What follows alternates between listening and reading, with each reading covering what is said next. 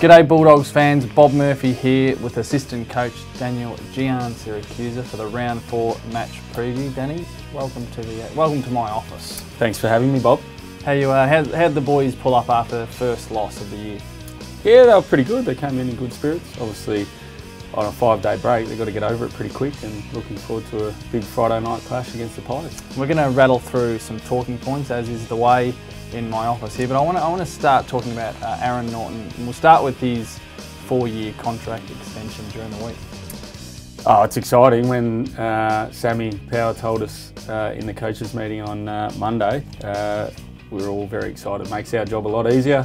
You know, a key position player that can play at both ends, and he's tied to the club for a long time.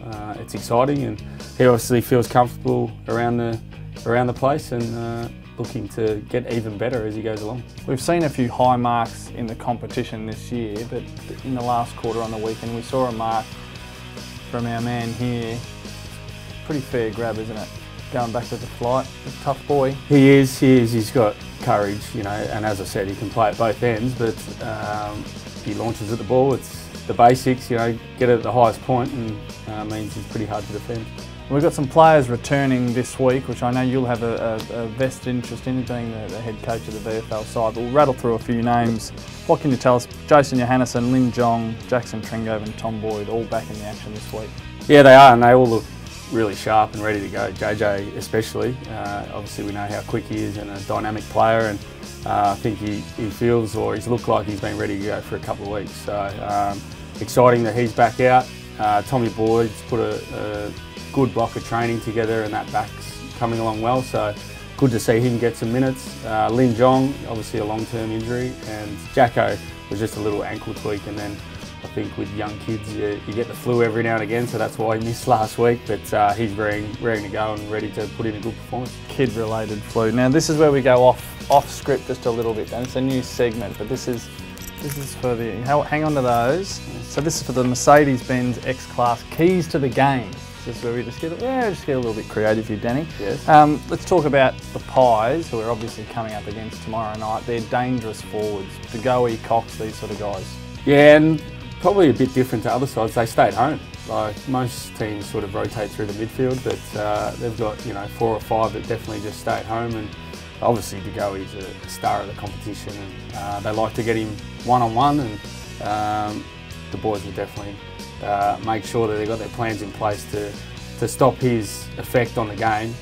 He's not the only one. They're all quite sort of nippy and quick forwards, and then obviously they get around the feet of Mason Cox. So, but nothing our defenders won't be able to handle. What about the midfield battle? We've got some of the top midfielders in the competition. Collingwood have got a highly credentialed midfield as well. It's always an important battle, but how do you see those two groups going head to head?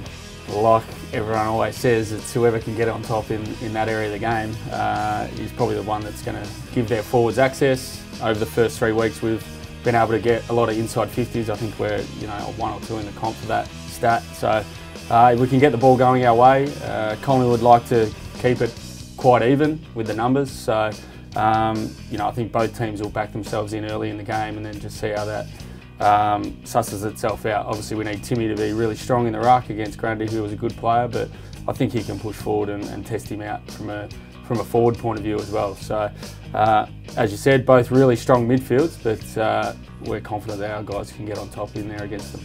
So with the bounce back from Gold Coast on the weekend, have you got a sort of, can you take us the temperature of the locker room and how the boys have been after last week? I've stopped doing that, Bob, because there's times when I go, geez, they're on here, and then geez, they're a bit flat, and then whoop, they take off. But in terms of the feel and the excitement and the woohoos at training and stuff like that, the boys are up and about, and they're dancing in the change rooms and ready. It's our only Friday night, and they're excited about it, and against the Pies, which means there's going to be a big crowd there. So they're all very excited and can't wait for it to all pan out, hopefully in our favour. Give us the keys back.